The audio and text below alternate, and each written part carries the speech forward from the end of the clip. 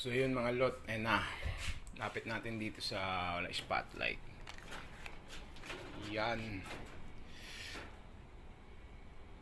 Ayan na yung kulay niya. Tingnan ko nalapit sa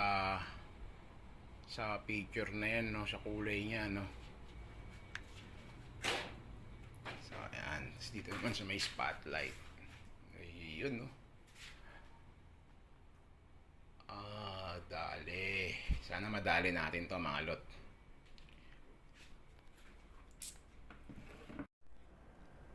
So ayan na mga lot. Top coat na natin yung ginawa nating kulay, no. Ayan, tinimpla natin. So pakita ko sa inyo yung top coat natin. Ayan mga lot, ito yung past dry clear coat natin. Nalungan ko na ng catalyst yan, tsaka ng top coat. Ngayon, lalagyan natin yan ng chameleon flakes to. Ang chameleon flakes natin na to, may thinner na to, kaya ito na yung magiging thinner natin sa top coat. Yan.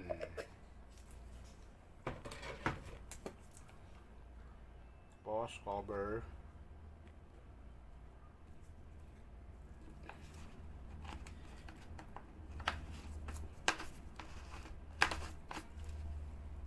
Yan, ready to top coat na tayo mga lot.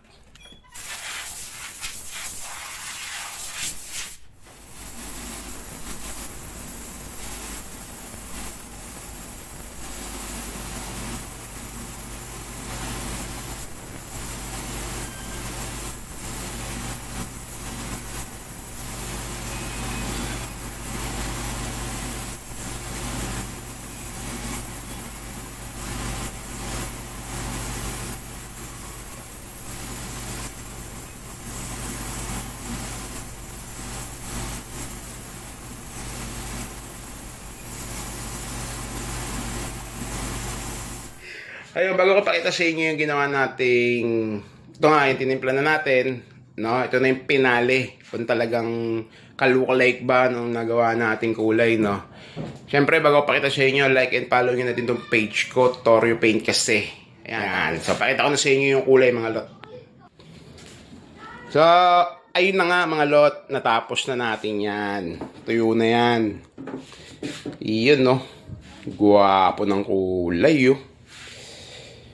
Diba? Ayan na yung pinali natin. Tapos na siya. Tapos na yung tinimpla kong kulay. Tapos nabuga na rin natin yan mga lot.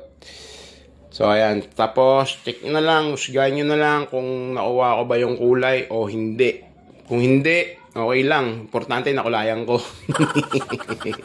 Hindi, joke lang. Siyempre, bago natin, hindi matatapos tong video na to kung hindi natin papakita yung chongo na lumalabas sa kaha, no? So, papakita natin yung chongo dyan. Dito tayo.